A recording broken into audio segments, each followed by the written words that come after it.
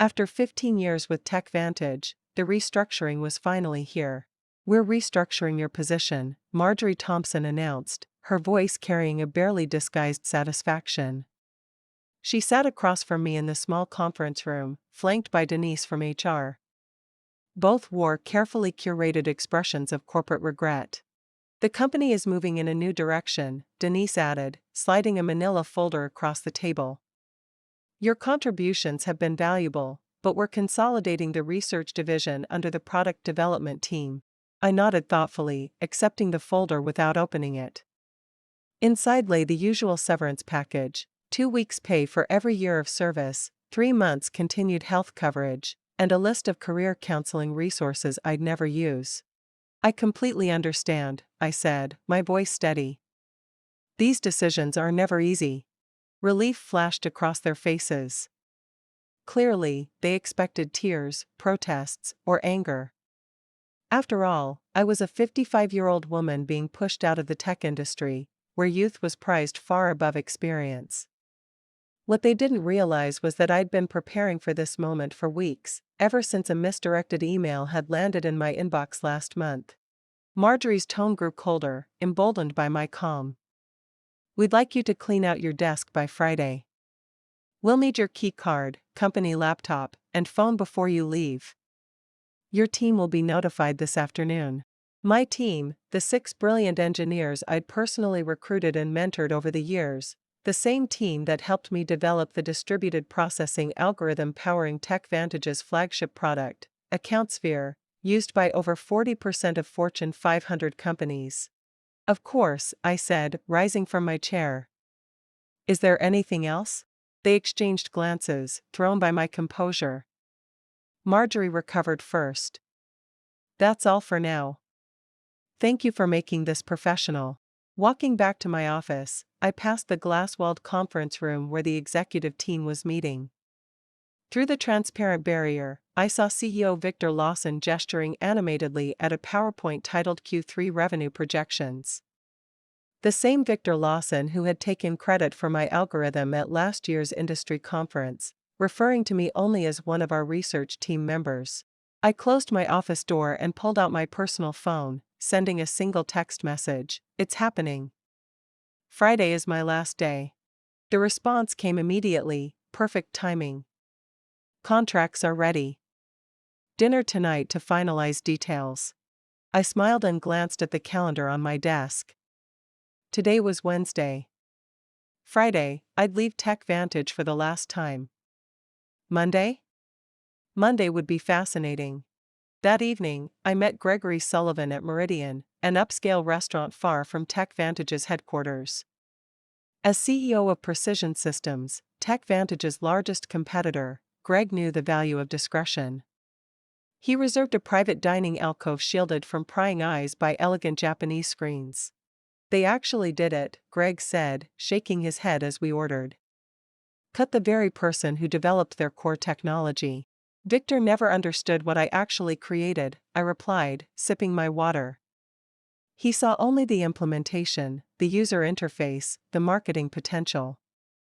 The underlying architecture? That was just tech stuff to him." The irony was delicious. 3 months ago, I discovered that the patent application for my distributed processing algorithm had never been filed by TechVantage's legal team. An oversight, they claimed. When I inquired, they assured me they'd handle it immediately. But something about their response felt off. So, I checked the company's internal documentation. That's when I found the strategy memo. They planned to claim the algorithm as company-developed technology without naming me as the inventor. They intended to push me out before securing the patent, knowing that intellectual property developed by employees typically belongs to the company. What TechVantage didn't know was that I'd already been refining the algorithm on my own time, using personal equipment. Those improvements, dramatically increasing processing efficiency by 43%, weren't covered by my employment agreement. I quietly filed for a patent under my own name last month, fully documented with timestamps and development logs proving the work was done outside company hours. Thanks to Greg's introduction to a top-tier IP attorney, the patent was granted with remarkable speed. I dressed meticulously in my new charcoal suit, a power outfit I'd chosen specifically for today. At exactly 7:30 a.m., the Precision Systems town car arrived to pick me up for my first day as their new Chief Innovation Officer. Greg had informed me earlier that morning. The press release had gone live at 7 a.m.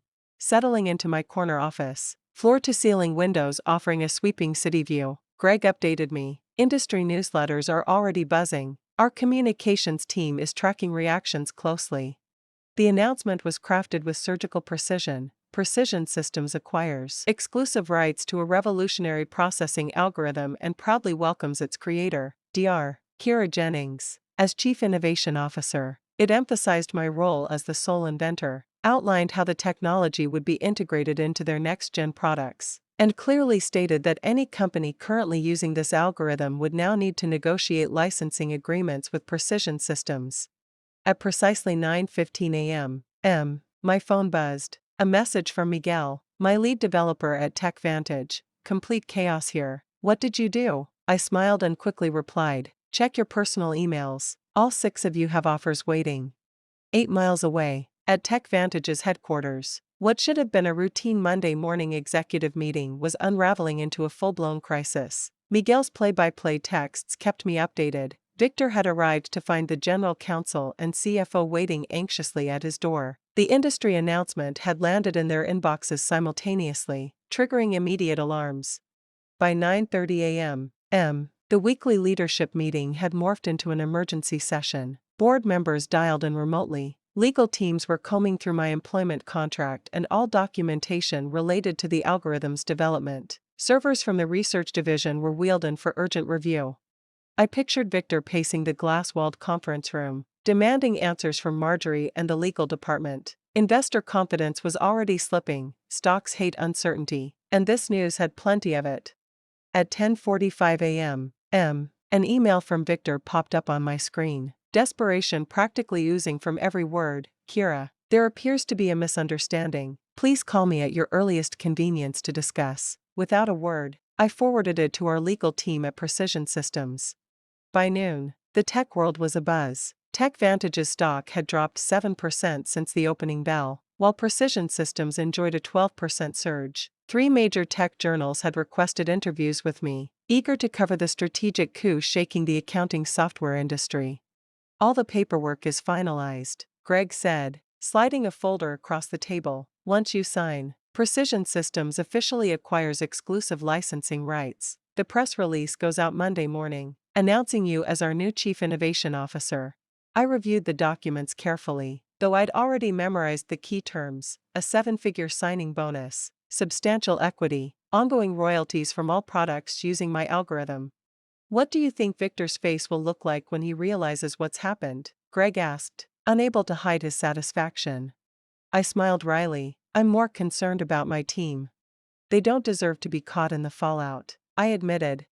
Greg nodded. Already addressed. We have positions for all 6 of them, senior roles with significant raises, if they're interested. I signed the final page and closed the folder in one smooth motion. I've secured my future, protected my team, and reclaimed the recognition my work deserves. Greg raised his glass. To new beginnings. To owning your own value, I added, clinking my glass against his. Thursday and Friday passed in a blur of exit interviews, knowledge transfer meetings, and farewells. I maintained my professional composure even as rumors swirled throughout the company. Administrative assistants gave me sympathetic looks in the hallways. Junior developers approached awkwardly, asking for LinkedIn recommendations. I documented everything meticulously, every project, password, and process, knowing TechVantage would soon discover just how thorough I'd been. My decision to leave detailed transition notes wasn't kindness, it was evidence. Evidence that I'd acted in good faith while the company had not. During my final exit interview on Friday afternoon, Denise from HR mechanically went through the checklist. You understand that any intellectual property developed during your employment remains the property of TechVantage, she said, pushing a non-disclosure agreement across the table. Of course, I replied pleasantly, emphasizing the qualifiers, anything developed within the scope of my employment, using company resources during company time. Denise, busy checking boxes, didn't notice. And you affirm you have no copies of proprietary company information? I have taken nothing that belongs to TechVantage, I confirmed truthfully. The patent was mine, after all.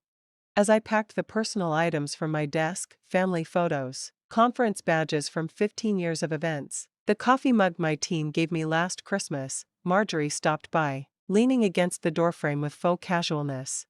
I just wanted to check everything's clear for your departure, she said, watching me place items in a cardboard box. Crystal clear, I replied, wrapping a small award I'd received for the very algorithm now at the center of my plans. The irony was not lost on me. You know, Kira, these restructuring decisions are never personal, Marjorie said. Victor feels the company needs to move in a more youthful direction. I looked up and met her gaze directly. I understand completely. Business is business. Something in my tone made her pause, a flicker of uncertainty, before she quickly dismissed it. What could a soon-to-be unemployed 55-year-old woman possibly do? Will you be taking some time off? She asked, feigning concern. Actually, I already have something lined up, I said. I start Monday. Surprise crossed her features. That's fast. Anything interesting? I smiled. A leadership position. I'm quite excited about it. She nodded absently, already moving on. As I walked out of TechVantage's glass headquarters for the final time, with keycard surrendered and belongings in tow, I paused to look back at the building where I'd spent 15 years. On the top floor, I could see the executive conference room lit up for an evening meeting, likely discussing how to redistribute my responsibilities among younger, less experienced, and significantly less expensive staff. Little did they know, in less than 72 hours, that same room would be hosting an emergency crisis meeting. Monday morning dawned bright and clear. How are you feeling? Greg asked, stopping by my office later that morning. Validated, I replied honestly. 15 years of watching others take credit for my work, being told I should be grateful just to have a seat at the table, and now, finally, recognition. My executive assistant appeared, informing me the development team was ready for our first meeting. TechVantage's CEO has called 4 times in the last hour, she added. Shall I notify him you're unavailable? I'm tied up in meetings all day, I said calmly. Our legal team will reach out to discuss licensing options later this week. As I walked to the conference room, Miguel's texts kept coming. Board just called an emergency session. Victor looks like he's about to explode. P.S. My team and I accept your offer. When can we start? Tuesday morning, I texted back. The full weight of my departure was sinking in. TechVantage's flagship product, AccountSphere, depended entirely on my algorithm to process massive data sets, the secret sauce giving it a competitive edge. Without licensing rights, they faced 2 grim options: negotiate with Precision Systems or rebuild their core technology from scratch, a costly, years-long endeavor. At 2 p.m., Miguel sent a detailed report on Victor's all-hands meeting. The CEO had tried to project confidence, promising a vigorous defense of their intellectual property, but anxiety was thick in the air. Several employees had already updated their LinkedIn profiles, sensing the company's fragility. Marjorie looked pale when a direct question about the patent's absence was raised. Victor cut the session short. By Wednesday, the industry fallout intensified. 2 major clients contacted Precision Systems about switching away from AccountSphere, worried about TechVantage's ability to maintain it without me. Our stock climbed another 8%, while TechVantage's continued to plummet. That afternoon, my phone rang. It was Denise from HR, the same woman who'd handed me my severance package days ago. Kira, she began, careful and professional. I'm calling about your patent. We believe there may be a misunderstanding about ownership rights. I smiled, calm and composed. There's no misunderstanding. My employment agreement clearly states intellectual property developed on my own time using my own resources remains mine. The patent documentation confirms that. Victor hopes you might consider coming in to discuss options, she continued. Any discussions will need to go through Precision Systems' legal team, I replied smoothly. The silence on the other end spoke volumes. That afternoon, I delivered my first formal presentation to the Precision Systems board, standing confidently at the head of the table, not hidden away like I had been at TechVantage. I outlined our technology roadmap, with my algorithm at its core. Greg's approving nod gave me quiet reassurance. By Friday, just 1 week after my final day at TechVantage, the company was in full crisis mode. Their stock had fallen 23% since Monday's open, triggering urgent calls from major investors. Industry analysts published speculative pieces with headlines like, "Can TechVantage survive without Jennings' algorithm?" For the first time in a decade and a half, I was no longer invisible. I was in control. Through my industry contacts, I soon learned Victor had finally acknowledged the severity of the situation to TechVantage's board. The company faced two grim choices: license my algorithm from Precision Systems, likely at exorbitant rates that would devastate their profit margins, or completely rebuild their flagship product, AccountSphere, without using any patented technology. They've started interviewing for a new development team, Miguel told me during our Friday video call, where we discussed his transition to Precision Systems. Victor was claiming they could recreate the algorithm's functionality in 6 months. I couldn't help but laugh. The original algorithm took me 3 years to perfect, and that was with intimate knowledge of the problem space. Miguel agreed. No one's buying that timeline, especially after your entire team resigned simultaneously. The knowledge drain is massive.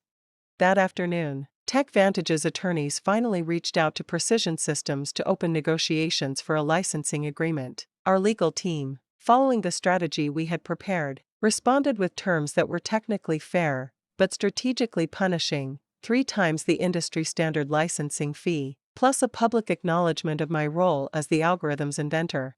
They'll balk at the acknowledgement more than the cost, Greg predicted as we reviewed the response in his office. Victor's ego won't let him admit he pushed out the creator of their core technology, then they'll have to rebuild. And every day they spend trying to replicate my work, I added, is another day we extend our lead in the market. The following Monday, just 10 days after my dismissal, I led the first meeting with my newly assembled innovation team, which included Miguel and the 5 other engineers who had left TechVantage with me. The energy in the room was electric as we mapped out the next evolution of my algorithm. "This is how development meetings should be," Anita, one of my former team members, said. "At TechVantage, we spent half our time explaining basics to executives who didn't listen. That's the difference between being valued and being seen as replaceable," I replied. "Here, your expertise is recognized." As the session wrapped, my assistant appeared. "Dr. Jennings, there's been a significant development at TechVantage. Their board just announced an emergency leadership change. Victor Lawson is stepping down immediately."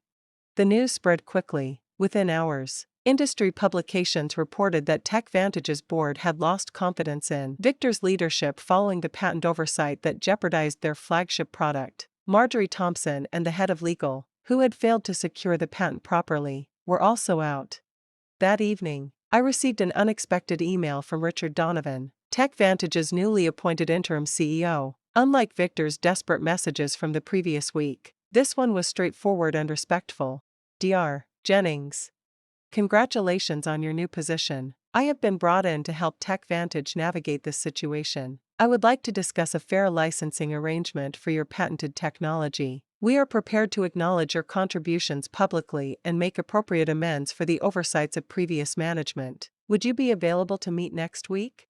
I forwarded the email to Greg with a simple note: Phase 1 complete. His reply came quickly, beautifully executed. "The board is celebrating your first major victory for Precision Systems. Looks like TechVantage is finally learning an expensive lesson about valuing innovation and innovators." 3 months after leaving TechVantage, I sat on stage at the National Technology Innovation Conference preparing to deliver the keynote address. The audience was packed with industry leaders, journalists, and aspiring developers, many now familiar with my story.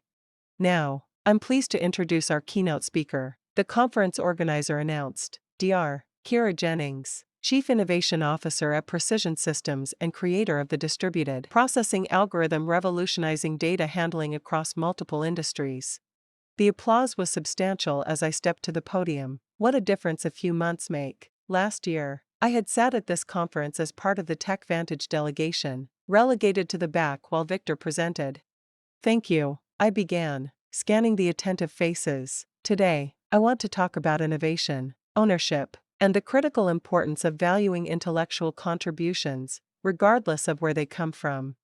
My presentation covered the technical breakthroughs of my algorithm, but also highlighted the broader issues of recognition and respect in technology. Without mentioning TechVantage by name, I emphasized the necessity for companies to protect their innovators, rather than treating them as replaceable resources. Afterwards, several young women engineers approached me, seeking advice and mentorship. One, barely 30, confided, "Your story changed how I document my work. I started keeping detailed logs of my development process, on my personal time." Smart, I said. Your innovations deserve protection. As the evening wound down, I checked my phone. An industry alert flashed across the screen. TechVantage had finally announced a licensing agreement with Precision Systems, publicly acknowledging me as the algorithm's creator. Their stock had stabilized, though at a significantly lower valuation than before my departure. 1 year to the day after being told to clean out my desk, I sat in my spacious office at Precision Systems reviewing the quarterly innovation report. Under my leadership, the company had released 3 groundbreaking products based on my algorithm, capturing significant market share from TechVantage and other competitors. A knock interrupted me. Greg entered holding a bottle of champagne and 2 glasses. "Happy anniversary," he said, setting the glasses down. "The board wanted me to share the news with you personally before the public announcement. Precision Systems has officially surpassed TechVantage in market valuation for the first time in company history." I smiled, feeling not triumph but quiet satisfaction. "That's what happens when you value innovation properly," Greg added as he poured the champagne. My assistant then delivered a sleek envelope. Inside was an invitation to speak at Women in Technology's annual leadership summit. On the topic owning your intellectual value, how proper documentation changed an industry. "You've become something of an icon," Greg commented, noticing the invitation. "The story of the executive who didn't recognize her worth until it was gone has become a cautionary tale in corporate boardrooms." Richard Donovan, who stayed on as TechVantage's CEO after the crisis, implemented sweeping changes in how the company recognized and rewarded innovation. Their new intellectual property policies were reportedly modeled after the program I had established at Precision Systems. "It was never about revenge," I said, raising my glass. "It was about recognition, about showing the industry that innovation isn't anonymous. It comes from real people who deserve real credit." Greg clinked his glass against mine. As the afternoon sun streamed through my office windows, I reflected on my journey. At 56, I had finally found what had eluded me throughout my career, not just success, but acknowledgement. My name was now permanently attached to the algorithm that changed an industry, exactly where it belonged.